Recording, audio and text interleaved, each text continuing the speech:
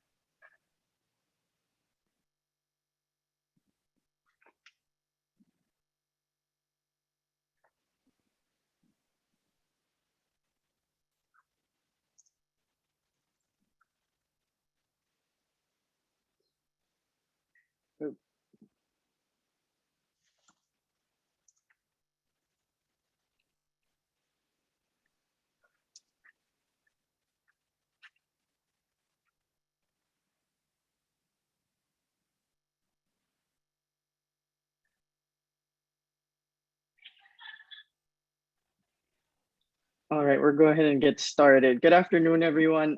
This is Andres, Program Coordinator for NAMBA. I would like to thank everyone for joining us today. We would like to welcome you to today's session on Modernization Evaluation Part 2, actually, removing racial bias from the appraisal process.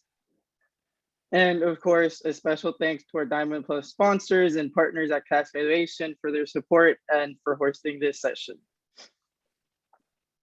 I would like to give a friendly reminder that we are going to Orlando, Florida this year in September for a national conference. Registration is now open on namba.org and we are looking forward to seeing you there. Also, I would like to remind you that everyone that our Connect tour is going on right now, and if you are in the area for any of the remaining locations, please note the registration is complimentary on our website. And then without further ado, I would like to welcome today's moderator, Scott Rose. With over 20 years of industry experience, Scott joined Class Valuation in April 2018 as Chief Innovation Officer. In this role, Scott partners with the leadership team, clients, stakeholders to modernize the industry, drive innovation, and ultimately advance Class Valuation's products, platforms, and solutions to ensure thoughtful change. Scott has also served as president for Urban Lending Solutions, Appraisals, where he and his team originally grew the business to a top national valuation provider. He has also served as a vice chair of the Colorado Board of Real Estate Appraisers and is a certified residential appraiser. Once again, I would like to welcome everyone to our session. Without further ado, I'll hand things over to you, Scott. Thank you. Pleasure to be here, everybody, today, and definitely thank you to NAMBA for hosting us. I'm excited to get into some great discussions with our esteemed panel. Unfortunately, David Batney did have an emergency arise and he will not be able to attend and will be missed, but I think we have plenty of great content and Brad and Jillian will do a great job using up our time. So furthermore, without further ado, let's go ahead and introduce our panelists. I'd like to start with Jillian. I've had the good fortune to know Jillian for more than a decade now. We've been able to kind of watch each other grow our careers in this industry and really have enjoyed the opportunity to work with Jillian. Jillian is a 19-year veteran of the appraisal industry, an SRA designated appraiser, and a former New York State Appraisal Board member. She began her career in appraising as founder and CEO of White Picket Fence Appraisals, a residential real estate appraisal company based in New York. In 2016, Jillian joined Better, a digital mortgage provider, as the head of appraisals. In 2018, she was named the head of collateral. Jillian received her BA in Neuroscience and Behavior from Columbia University. Welcome, Jillian, and thanks for joining us today. And we also have, we have Brad Flower. Brad is General Counsel at the National Community Reinvestment Coalition, a nonprofit working to promote economic equality and access to credit. Throughout his career, Brad has focused on civil rights and consumer protection as an advocate with the government and nonprofits and in private practice. Brad was a VP at American Express responsible for overseeing the bank's compliance with fair lending and consumer protection laws. He also previously served as general counsel of Hope Loan Port, a nonprofit web portal that aided homeowners at risk of foreclosure.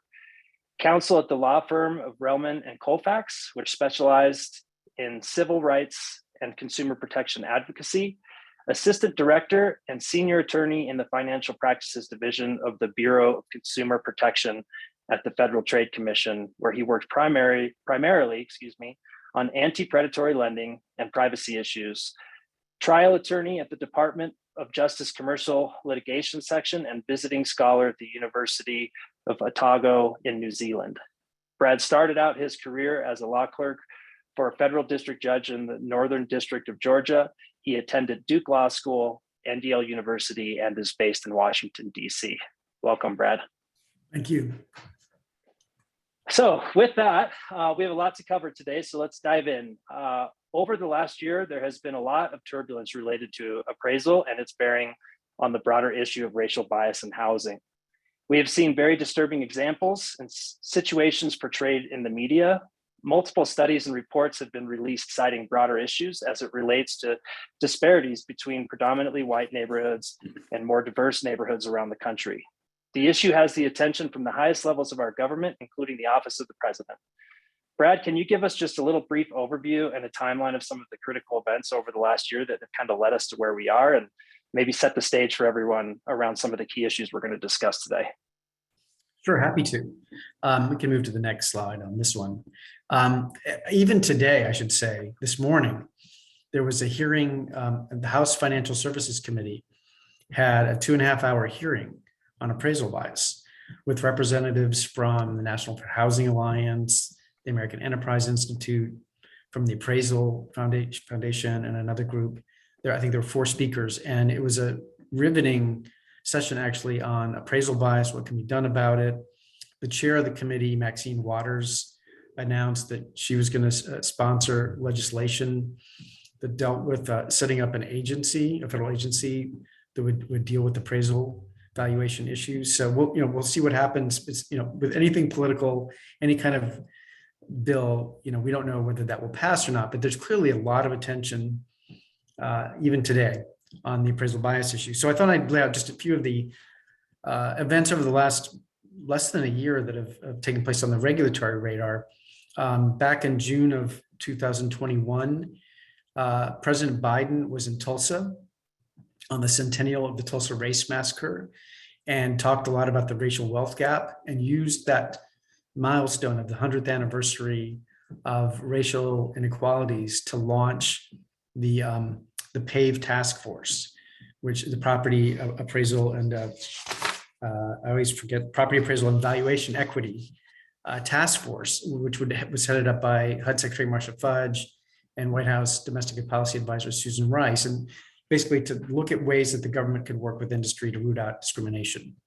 Then you had HUD in November of last year, making it clear in its single-family housing handbook that appraisers must follow anti-discrimination laws, including the Fair Housing Act and Equal Credit Opportunity Act, and that they were on the hook, appraisers were, and if there was any kind of violation of those laws, which also applied to appraisers. Then in January of this year, NAFA, the National Fair Housing Alliance, and Lisa Rice, the CEO and president of NAFA, testified today in the House Committee, came out with a study where they made some recommendations that followed up what they had recommended to the PAVE task force, which is basically a need for more transparency of appraisal data. Right now, it's very much a black box and hard to get data about. We can talk more about that today. Fair lending training for appraisers, more diversity. In the hearing today, one of the panelists said that 97.7% of appraisers identified as white. So that's an issue we're going to talk about today too. And more involvement of the civil rights and consumer protection community in working with the industry to have it be a more fair and open and transparent process. Then you had the CFPB, the Consumer Financial Protection Bureau, weighing in just last month on automated valuation models and looking at algorithmic bias and ways that we need to be careful as an industry and the government in making sure that, to the degree we're trying to take subjectivity out of the process and using models and algorithms, that those are fair as well. And then finally, you had just this month, on the 23rd, the PAVE task force issuing a report that included 13 federal agencies and identified 5 core elements in a blueprint for rooting out bias in home appraisal. So if we go to the next slide, just going to briefly touch upon what those 5 core elements were of the PAVE task force. Essentially, grouped into 5 categories: increasing transparency and accountability. And this is essentially a recommendation by the task force that there needs to be more accountability. The industry is viewed as very much being self-regulated. And so there's a recommendation that federal agencies, the 13 involved in this task force. So it's pretty incredible. It's not often you have 13 federal agencies involved in kind of a whole of government approach to an issue, actually recommending legislative packages and coordinating on ways to identify and redress discrimination. Empowering consumers. There's an emphasis in the task force report on making sure that we educate consumers about what they can do when they're buying a home, what they can do to challenge a result of an appraisal that they don't agree with, that they might be the result of bias. And then the third priority is addressing algorithmic bias. And I touched upon that earlier. Particularly the CFPB has been doing a lot of work on this issue about developing guidelines in the use of algorithms, not just in the appraisal industry, but more broadly. The CFPB has been a leader in looking at what data is going into models. Are we skewing the way that we get outcomes by using data that skews against people in protected classes? And then the diversity issue that I mentioned before, a recognition that there's a very small percentage of appraisers that identifies people of color. And there's a recommendation that the federal government will work with states and industry to remove barriers and to strengthen any discrimination training for existing appraisers. And finally, leveraging data and expertise. There's a recommendation from the task force that we need to look, we cannot have a black box as part of this process. If people are going to understand, accept appraisal results and feel more comfortable with them, we need to have agencies make this data more transparent. We need to get experts involved, and we need to involve the public to better understand the issues that are at stake here, and particularly related to bias. And then if we turn to the next slide, and this is the last slide I have, just as a backdrop, I wanted to mention what's going on in the enforcement realm. And we can just turn to the next slide if we can. Andre, could we turn to the next slide? There we go. Thank you.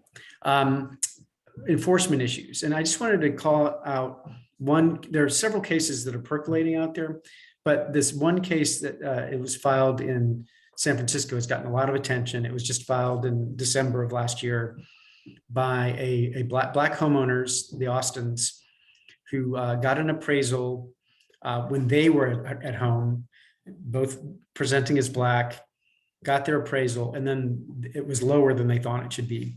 So then they brought in a friend who was white to show the home for a subsequent appraisal.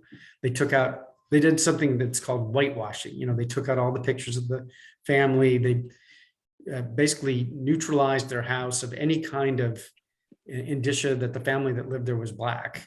And they got an appraisal that was $500,000 higher than their first appraisal. So they sued the appraisers. And what's very interesting, we'll talk about this a bit more, is that the Department of Justice, very shortly thereafter in February, last month, in response to the appraisal's motion to dismiss the case, said, absolutely, appraisers and appraisals are covered under the Fair Housing Act. And this was like the most unequivocal statement that the Department of Justice has made, very much in keeping with HUD's single family manual that they updated last year, that look, you've got to think about the Fair Housing Act when you're doing an appraisal and make sure that you're not skewing your appraisal in any way that's a result of bias.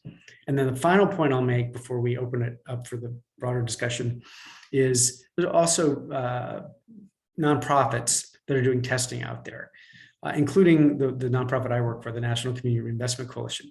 We are sending out matched pair testers, which is essentially, sending out a white person and a black person to get comparable homes appraised, and sometimes even the same home, with presenting as black and then presenting as white, and determining if there's a significant enough difference in value that we think it's the product of bias. So there's, I think, not just the Department of Justice, but there are going to be private groups like the NCRC who are out there testing and bringing cases as well. So that's kind of a backdrop of a very busy year of white hot light focus on the appraisal industry, not just by the government and the regulators, but also by nonprofits as well. Thanks, Brad. Absolutely. Unfortunately, these stories have come out in the media and been right in front of us all, and it's extremely disturbing. Jillian, I'd love to get some additional perspective from you on maybe some of the significance around these cases, or the Austin et al. Versus Miller case specifically, if you had anything you wanted to add to that. Yeah, well, actually, starting with the PAPE report, just as a lender, I was very excited to hear and see the conversation move forward around information sharing. I've shared before that when I started at Better, literally I went from appraising out in the field to working for a mortgage bank, and I was just mesmerized by how much information was available to the lender that was not available to the appraiser. And I felt if I had access to these tools, my reports would have been of such a higher quality and much more credible. But in a way, I feel like our appraisers are the ones who are operating with the least amount of information. So that was a standout for me. And then also the diversification of the appraiser community. Going back to the stat that Brad mentioned, 97% white. There's a lot of room for improvement there. And so the fact that this is now, on the radar of the President of the United States, and there's going to be some federal backing behind the diversification of the appraisal industry is also incredibly exciting. And then in regards to the TAPE case, as a Black homeowner, I was like, wow, something is actually being done about this. And there's now some level of recourse that in years prior, I just never even imagined would be possible, because the practice of whitewashing oftentimes is something that is done in private. I've gone through the practice. All of my Black friends have gone through the practice. None of us have ever spoken about it. So there was a certain validation in the attention that was received by the case. However, as a lender, it is absolutely terrifying, because every day we are sending out appraisers who are essentially representing us, and they are attaching these values. And now for a case to get the attention of the DOJ, it just highlights some of the risk associated with valuations and how they're being amplified in a way that I think is really unprecedented. So I'm kind of two minds with the case, but overall, it's absolutely a step in the right direction. And I think it's going to be a forcing function for, at the very least, for there to be some sort of standardized bias training. And I think at the very least, appraisers now are going to be thinking in terms of not only how do I create a credible report, but also how do I protect myself in the event of a bias claim, and what am I doing to ensure that my reports aren't biased. And so I think the conversation has been shifted a bit as a result of this case.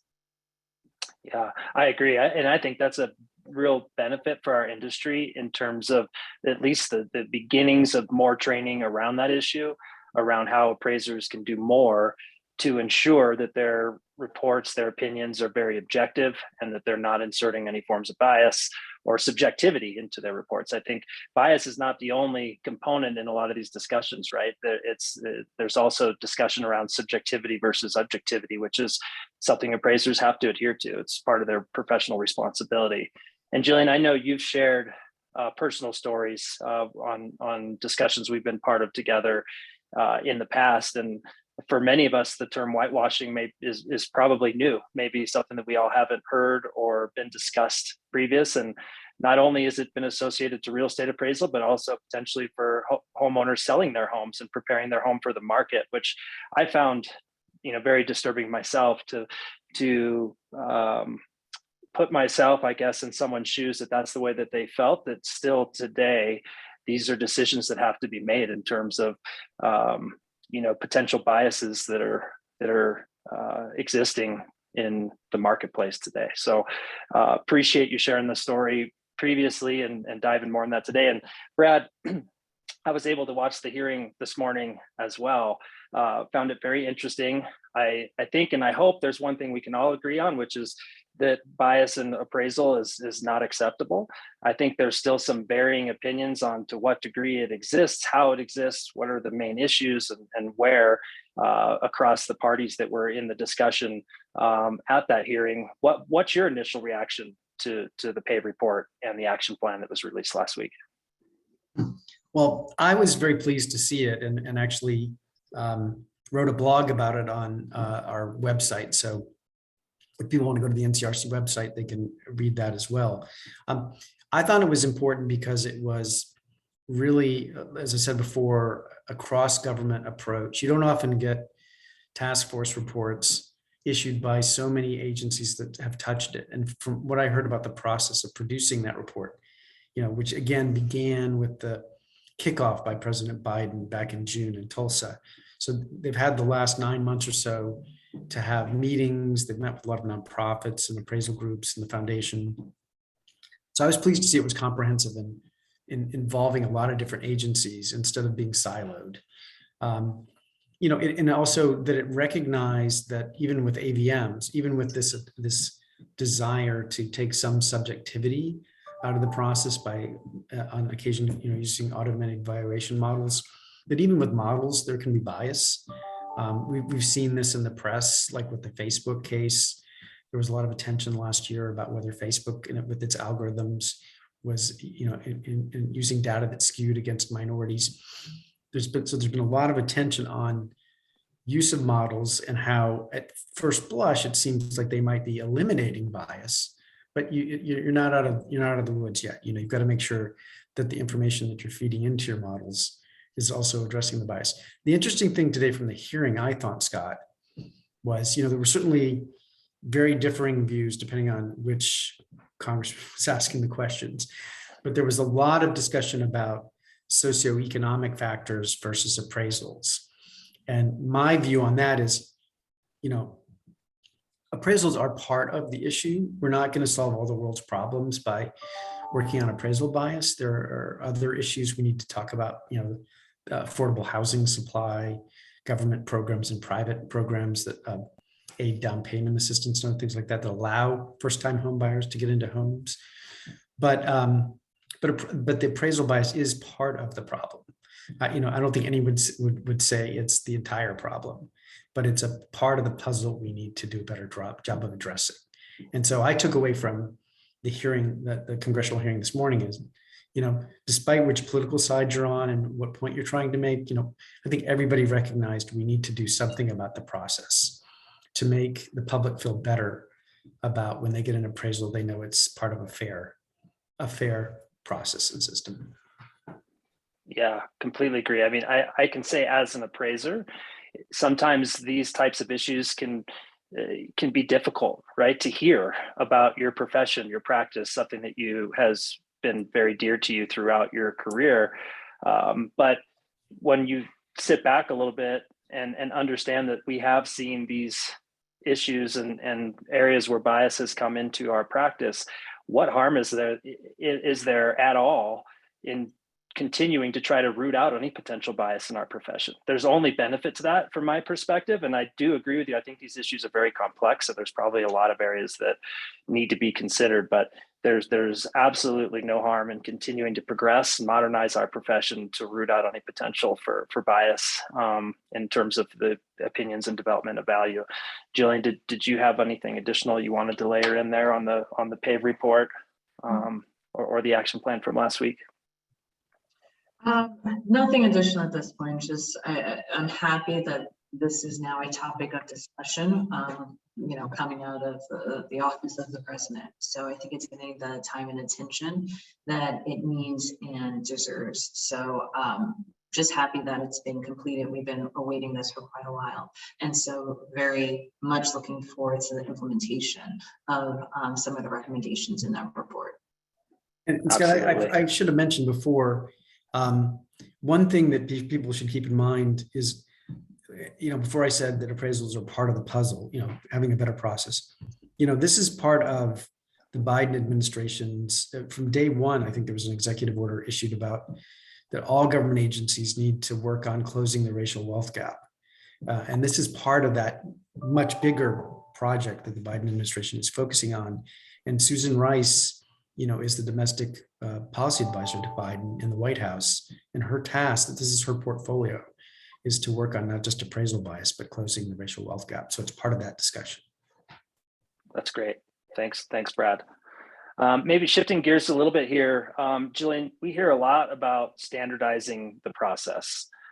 Does this mean the appraisal process is not standard today? Or, can you further explain maybe what people are talking about when they're talking about more need for standardization? Yeah, so the appraisal process is standardized when you speak about the forms. So there's specific forms that need to be completed. Different property types coincide with the different form types. However, when it comes to the actual analysis and the determination of which comps to use and select, the determination of how large of an adjustment to make, neighborhood boundaries and definitions, all of that lives in this realm where every appraiser kind of gets to make those decisions on their own. And so the actual way that the report gets created oftentimes lives more in the realm of this artistry than it does in very concrete, specific, like standards for each appraiser to follow. And so that's where a lot of the discrepancies in opinions come from, because of this lack of standardization. And also, I say this in every presentation, the definition of an appraisal is an opinion of value. And so when you're dealing with opinions, necessarily that kind of implies a lack of standardization. Yeah, thanks, John. I know that's something important to us at class, right? Even property data collection. We know today that we have a lot of varying understanding of property around the United States, whether it's public record data, appraisal data, MLS data, even appraisers themselves. We see great deals of variation in terms of how they report GLA, bedroom, bath count on the same property when we've had multiple appraisals on that property. And so getting to a point where we can employ more advanced technologies and collect data about property in a repeatable and standardized fashion is a good start, as well as the transparency is no longer maybe leaving it up to an individual to determine how to report about that property, something where they're actually basing their opinions on the data that's been provided to them versus the data that they're using to support their conclusions downstream. And you spent time on the Board of Real Estate Appraisers. I've spent time on the Board of Real Estate Appraisers. Most often, when you find appraisers get into trouble, they've misrepresented the subject property in terms of trying to obtain some sort of predetermined outcome. So starting with the standardization of the property, and then I think to your point on the development and conclusion of value, neighborhoods, things of that nature, that's where maybe data and man together combined can really help to improve as well, creating more standardization around that by using data to support it, but ensuring that we're also mindful of these other discussions around where bias can be injected in the data itself. Yeah, and I would add here, Scott, one of the interesting things at the hearing today, I thought, was there was a discussion not only of bias, but also during the last recession, the last financial crisis in 2008, 2009, there was discussion of overvaluing houses, right? To get people into loans that they really shouldn't have gotten in the first place. And so standardization will address that as well, not just undervaluing homes of people of color, but overvaluing homes across the board when, it's not going to serve anybody's purpose if you're coming up with an inflated value for the house. And then sometimes the appraiser, their own data isn't even standardized. And what I mean by that is one of the flags through the collateral underwriter provided to us through Fannie will say the appraiser is contradicting themselves, meaning they use a comp in one appraisal report and say it's in C3 condition, and they use that same comp in another report and then say it's in C3 condition or C4, some sort of variation in it. And so it's like you're not even standardized by your own metrics. And so that flag has always been interesting. And I remember once it came into place, it really provided a level of feedback to appraisers that wasn't present before. And so I think the more we have data and like a feedback loop to be able to catch things like this, such as you're contradicting yourself, that's always helpful, and everybody benefits with a greater level of transparency like that. 100%. And I think that's another area of importance for the industry to be focused and working on. I know it's something that's important to us at class in terms of how we can deploy these types of technologies to support appraisers and empower appraisers in this process to give them that kind of feedback. And I also think it's important, oftentimes in our industry, we talk a lot about, the work file and how we have to have everything in that work file to be able to redevelop the opinion that and the conclusions that you came to in your report. And maybe, advancing the reporting a bit more to include some of the information that typically is only retained in a work file to provide the end users a little bit more understanding of how they came to some of these conclusions with that level of transparency. So I think it's another area we can really help to build and inspire confidence from our stakeholders is by including enough information in the report to give people an understanding and more clarity on how you've developed your conclusions. And Brad, I think, kind of going back to a comment you made a moment ago, I agree listening to that hearing this morning, there's a balance that, in the industry on overvaluation, undervaluation, neither of which can be, or both of which I should say, are very damaging in one way or the other. And appraiser independence is still going to be an important factor that came out of the housing crisis in 2008, and being able to balance these two is something we're going to have to work as an industry to make sure that there's still independence that exists, but we're protecting from both over and undervaluation as we go forward. Absolutely. Brad, I'll jump into this question. It kind of ties in as part of the valuation process. An appraiser is asked to provide a value to the subject property which is consistent with the property values in the surrounding neighborhood. So if a neighborhood has been undervalued for decades due to antiquated, racial-driven public policies, how do we break that cycle? Yeah, this is a tough issue, and it's interesting at the PAVE task force announcement where you had, Vice President Harris, Secretary Fudge, Ambassador Rice speak.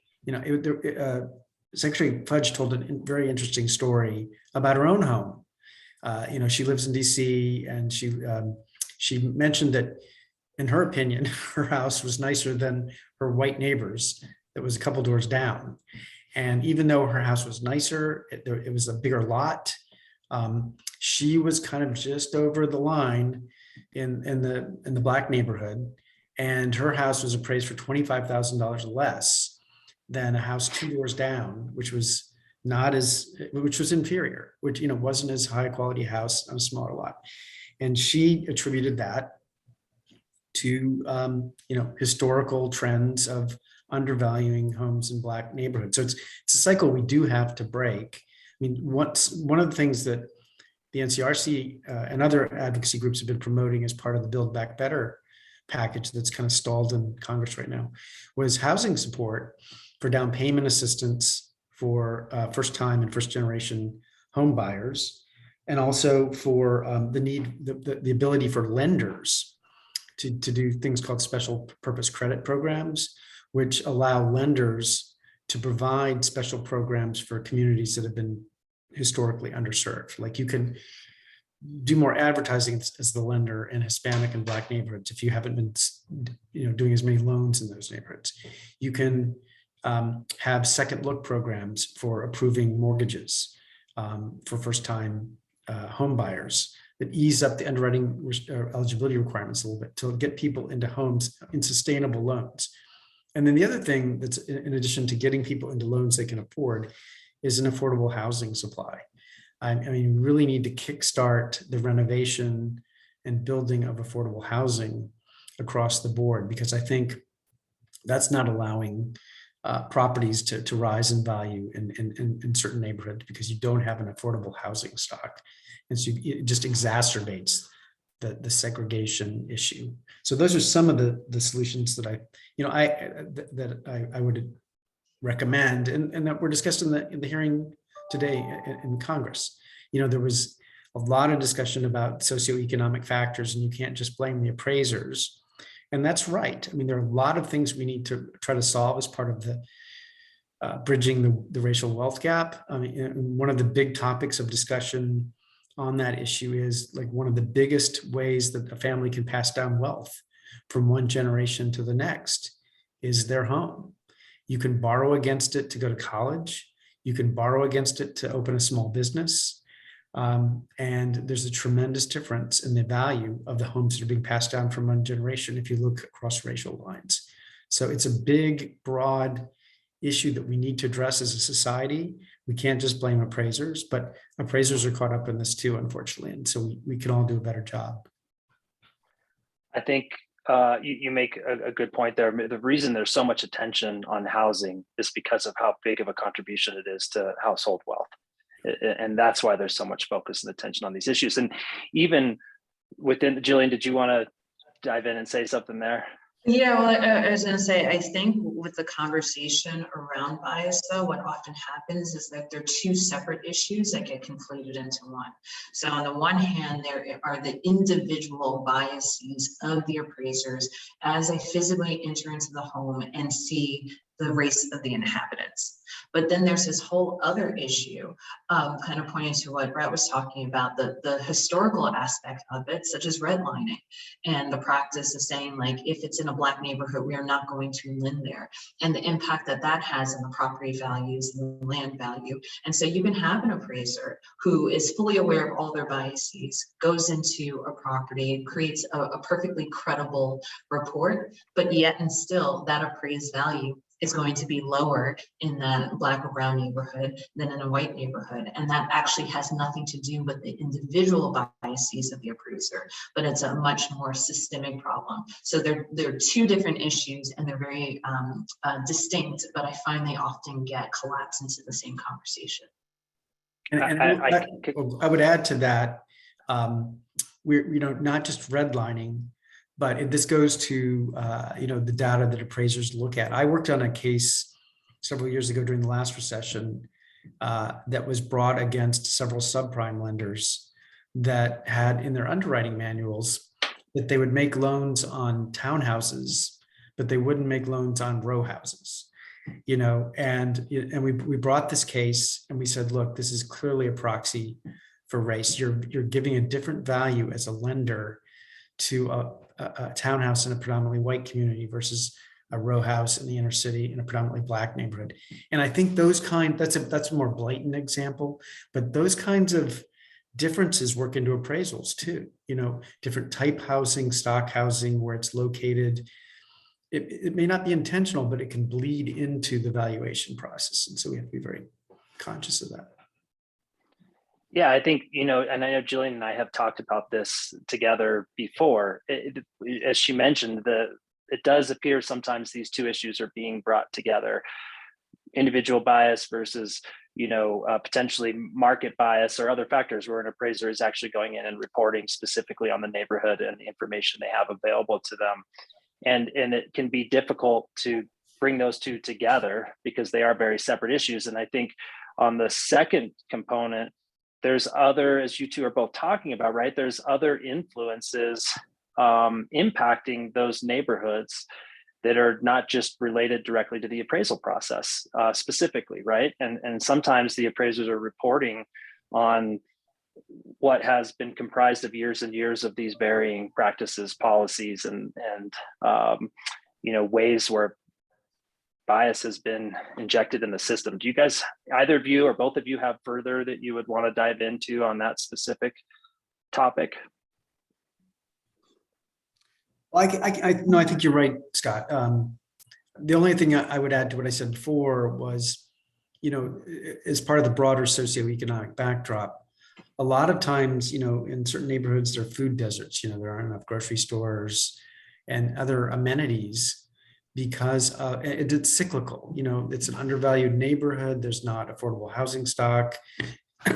Maybe homes have been foreclosed upon. In the last crisis, you had wide swaths, for instance, of Baltimore that were just boarded up and given up on.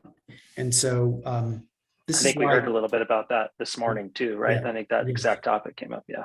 Yeah. No, and I worked on some cases in Baltimore at the time where lenders were not keeping up those properties. It was bringing down home values, particularly in Black neighborhoods. If the entire block next to you is boarded up and you're trying to make a go of it as a homeowner, and you're right next to all those boarded up properties, it brings down the value of your property as well. So we need to have kind of a holistic approach, not just with the appraisers, with the lenders and government that address these kinds of problems, and and making sure that there are amenities in neighborhoods through government programs to encourage grocery store chains to locate across the board, not just in the more privileged neighborhoods. Yeah, I think due to the complexity of the issue, a bundle of solutions is needed. Because if this were an easy fix, we would have fixed it by now. Yeah. So the fact that it persists, there's a reason for it because it's so embedded on so many different levels and layers. So the appraiser community plays a part, but we're certainly not the only factor. And so then to simply address appraisal bias without addressing everything else and the bundle of influences, I think would be to miss the mark and then lead to new policies that attempt to solve for it, but actually could be detrimental because they aren't addressing the whole, just a specific part. Completely agree. And I don't want to digress too much on this point, Brad, but you made me kind of think of, speaking of foreclosures and these homes boarded up and going back to, all three of us experienced the housing crisis, and, predatory lending, right, was also a practice that led to many foreclosures and potentially in those areas. So there's so many different factors that have played a role into where we are today, and addressing all of them is going to be important to resolve the issue. Well, another topic I'd love to talk about a bit more, I think, Brad, you might have touched on it earlier in the discussion and kind of given a little bit of the history, but 97.7% white in our profession, that has gone up. I think it was 95. And I even heard one congressman talk to potentially 98, it's 97.7 is pretty close to 98%. Yeah. So 95, 97, 98, it's not good. It's not good. It's a very non-diverse profession.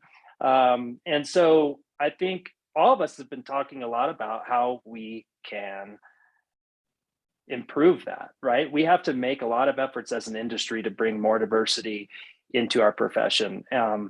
I was in a discussion, and I can't recall, I think it was yesterday who was talking about, but that there's a big percentage of appraisers getting close to retirement. Brad, it might even have been you, right? We've got a lot of appraisers coming in nearing retirement, which will give us even less capacity. Some people might see that as a bad thing. It could be a really good thing, right? As we have appraisers exiting the profession, we have the opportunity to bring in new blood, younger talent, leveraging technologies, making it a profession that's exciting to be a part of and that uses more modern tools and techniques that would be more exciting for the younger generations coming in out of college, right? So I'd love to talk about this issue in particular for a moment. Maybe Jillian, we'll start with you. Sure. So I think moving towards the modernization of appraising most certainly will attract a different type of appraiser coming in. I know when I started, most of the people who were in like the coursework with me were retirees, and like, oh, this appeals to like my Act 2 in life. And there's nothing wrong with that. It's just now we're in this predicament where no new appraisers are coming in, and the population is aging, and then we're going to be in a situation where there could be a shortage of appraisers. So I think modernization can attract just new blood, fresh ideas. Also, with the modernization, that means that the needs of lenders are going to change, and also like the job description of being an appraiser is also going to change, and therefore the way somebody becomes an appraiser probably should change along with that to match it. This supervisory trainee relationship that we have right now is one of the major gating items to fresh talent being able to come in, because how many people actually know an appraiser? I know in my friend and family circle, I'm the only appraiser that people know. And so most people out there don't know anybody. Yet in order to break into the business, you have to not only know somebody, but you have to convince them to train you for 2 years. It's just, it's set up in a way that we see very clearly as having a disparate impact on people of color, but it's also set up in a way that's preventing anybody from entering into it. So I think with modernization, there's a real opportunity to see what are the needs of the industry now. It would attract a different group of people, because the job quite literally is changing. And with that, we should get like an influx of new talent. But one other thing I want to say on this point, we can also wait for the change to come about. I think that's going to take a very long time. I think it will happen, and we're trending in that direction. And a decade from now, things will look different. But sometimes I think you have to expedite things and take matters into your own hands. So Benner has a better appraisal program where we are actually soliciting for trainees, soliciting for supervisors, and pairing them together to eliminate that bottleneck. And so I think if we want to pick up the pace on this and make sure it happens intentionally rather than, you know, accidentally after the changes have been applied, there will be a need to really go out there and find the diverse talent, find the young talent, find the women. 70% of appraisers are men. So there's just a lot for diversity in appraising, even beyond racial diversity. Yeah, I would totally agree, Jillian. And I would add, you know, most people are most comfortable dealing with people like themselves. You know, it's just the natural tendency. And so when you have a overwhelmingly white male community, without trying to intentionally discriminate, it's just natural. Like, oh, you're going to talk to another person in your community that might be interested in being an appraiser, and it's going to lead to this repetition and perpetuation of you know, one ethnicity and one gender in the profession. And we've got to break out of that. One of the things that I thought was really interesting at the hearing today was those who were basically opposing the recommendations of the task force that came out to say, this is just total government overreach, and this is going to make people feel bad about being being an appraiser. So we shouldn't adopt any of these recommendations. I think that's misguided. I think this is an opportunity to say that appraisers are really important, and this is a profession we want good people to be in, and we can improve the process so that good people are attracted and diverse people are attracted to the profession. It shouldn't be portrayed as this is beating up the appraisal industry, and so this is a profession you don't want to go into it. The exact opposite. It's a really important profession. Yes, and my experience has been the exact opposite. I can't tell you how many people have come to me saying, I want to become an appraiser because I see this as a way to help my community. So really, I think it can absolutely attract new and diverse talent. This is not designed to beat up on appraisers. Scott and I are appraisers. We know very much what it's like to be out there in the field. But since all of us have biases, and now we have the data from Freddie and we have the data from Fannie, that this is real, like quantifiable, measurable. And soon we'll be able to actually decipher like in which specific situations, and hopefully get to a point of being able to coach appraisers on how to handle issues of bias differently than they've been handled in the past. So this is about working together and forming solutions, but really any industry that is 97%, I would say, of anything needs to be re-examined. And so I'll stop there. Oh, absolutely. And the only thing that bringing more talent into a profession does is lift that profession overall. We have not had new talent. There's a slide, I'm sure many people have seen it.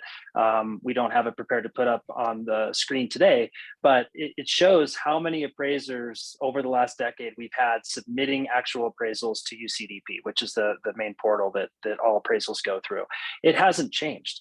We've seen a huge change in the amount of transactions that going into that portal, but we've seen the same amount of appraisers. And what that tells us is, one, well, we've had a capacity issue, right, which we all know about, but two, it's stale. We need to bring in more talent to lift this profession. And there's, like I said earlier, how can you find harm in continuing to find ways to improve your profession, to do better, and do your part to help make a difference on these issues that we've been talking about today. I know at class as well, one of the things that we're doing is, we have really been growing our staff appraiser program. We're up to about 150 staff appraisers right now, part of that through acquisition as well as bringing in organically. But our focus is to start bringing in trainees and associating them with supervisors and using this technology to build credibility so folks can be out in the field without their supervisor being there, and allow for more folks to come in and participate and get the experience they need to grow in this profession, and having, a DE and I component around that to ensure we are bringing in more diversity into our profession. And there's, groups out there, future housing leaders is one that I know, Fannie Mae and Freddie and other parties participate with. We've got the Appraisal Diversity Initiative. There are some programs out there, and I think we all need to lean into them a little bit more and really ensure that we're leveraging these programs to bring more diverse talent into our profession. With that, maybe what I'll leave with, and I want to leave time for questions. I'll take a look here at the chat in a moment, but maybe, what do you expect in the next 5 or more years, Jillian, with our profession, and why you respond to that? I'll try to pick out a couple of questions from the audience. Oh, goodness. I think COVID really sped up the pace of innovation and modernization. It was a forcing function. Appraisers could not go into people's homes.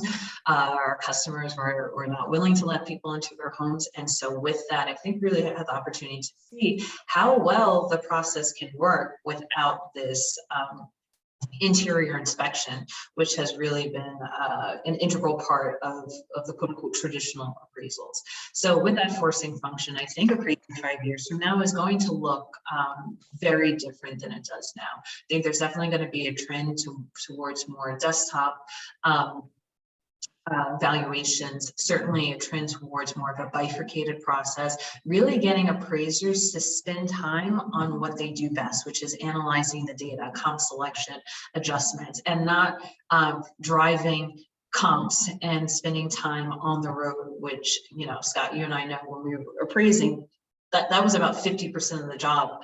And so I think there's going to be a move away from that. Also, the technology has changed so tremendously. So when I started appraising 19 years ago, I remember people would tell me like, oh, you're so lucky you have like a digital camera now. I remember I have to take the photos and go and have them developed. And I remember I used my Hagstrom map because at that point, I think Google's a thing, I'm not sure, but I wasn't using Google Maps.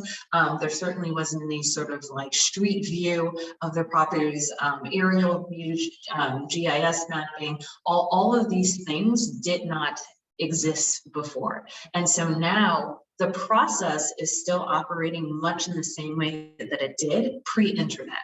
And we're in a completely new time, new era. And I think appraising is going to, at some point, do some quantum leap and catch up to that and look like the day and age that we live in currently. So again, I think the focus is really going to shift towards keeping appraisers doing what they do best and delegating the other aspects of it to other people. And then on top of it, I think the bias conversation is also going to be a forcing function, because right now, you know, with the appraiser entering into the home and a bias claim comes in, there's not much of a safeguard for the appraiser to say, oh no, I wasn't biased. However, once you separate that out and the appraiser has never stepped foot inside of the property and is just dealing with the photographs that have been provided to them, I think it becomes much harder for anybody to at that point say, oh, there's bias here. And so with that, there's a protection to the homeowners, because the person who is doing the inspection is not going to be the person who is writing up the report. But then on top of it, I think it provides a certain level of cover to the appraisers as well. And so I think that too is going to help expedite a lot of these changes. So 5 years from now, certainly 10 or 20 years from now, I think the industry is going to look completely different than it does today.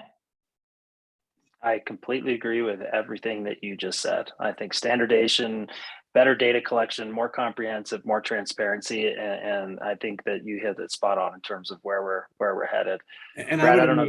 Yeah, I'd add just I thought that's great, Jillian. I would only add a couple things. Definitely more transparency, and also more due process. I think there's going to be more of an ability for people to challenge an appraisal or to ask for a peer review, or maybe it's peer reviews will just become a part of the standard process where you need to just compare it with other peers in the industry and what they're finding. I recently got an appraisal because I refinanced because interest rates were so low last year. And I thought I was under appraised, but it was enough to get the refinance. So I didn't challenge it, but I called the lender, the appraisal company, or actually the lender, to say, I don't think this is right. They said, well, you could do another one, but it would take 6 months. And it was just all these hurdles were thrown up. And it wasn't important to me. It didn't really matter at the end of the day. But if it was my only appraisal that was going to allow me to get into a home, those hurdles should not be there. You should be able to ask questions and have some due process as the recipient of the appraisal, even though you may not be, in some ways the client, it's the lender. But I mean, it's in your name, it's your house that you're going to buy or that you're getting refinanced. To jump in with one of the questions here, one of them came in, what is the professional appraisal industry doing to increase the number of appraisers by educational training and timely licensing processes? Jillian, did you want to do that? I know PARIA is one that's being discussed as a way to help entrants. I know that lenders, AMCs, and others can work together to try to help bridge that gap too. Do you have any further insight on that? Yeah, I find a lot of lenders, AMCs moving towards the staff model. I think we're all trying to solve for the same thing, which is having a way to bring new entrants in through the pairing of supervisory appraisers with the trainees, and also PARIA is a step in the right direction, because with PARIA, essentially your experience hours would be had through coursework, and so after you take this very comprehensive course, then that sets you up for success to go out and become a licensed or a certified appraiser. So those are a couple of the things that I've been hearing about as of late. That's great. Thanks, Jillian.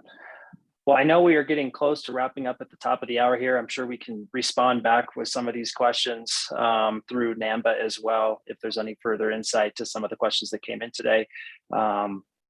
Is there anything else that either the two of you would like to leave us with? Any parting words? Just thank you, Class Valuations. Thank you, NAMBA, for the opportunity to talk about this topic, and I'm very optimistic about the future. I would just add, I looked at some of the questions just quickly, and two points I'd make to address them are on FHA versus conventional appraisals and loans. There is a concern that people of color who can afford a conventional loan and qualify for one are being steered into FHA loans, which are, in some ways higher costs. So that's a concern about that. And then the other question was about data, and like, we can only train our valuation models if we have a good, clean data set that isn't skewed against people in protected classes. And so the more that data from Fannie and Freddie and other groups can be used to train models to accurately reflect value, that's really important. And so, the GSEs have to get in the game too here. I think that's great. Unless there's anything else, we can wrap it up. Thank you. Thank you, everyone. Thank you, everyone. Just wanted to say thank you for joining, and thanks again to our partners, Past Valuation, to Scott, Jillian, Brad. This was great. Thank you for sharing on such an important topic in the industry. And just wanted to let everyone know, please be on the lookout for the recording of today's session on your email, and have a nice day, okay? Thank you. All right, bye-bye.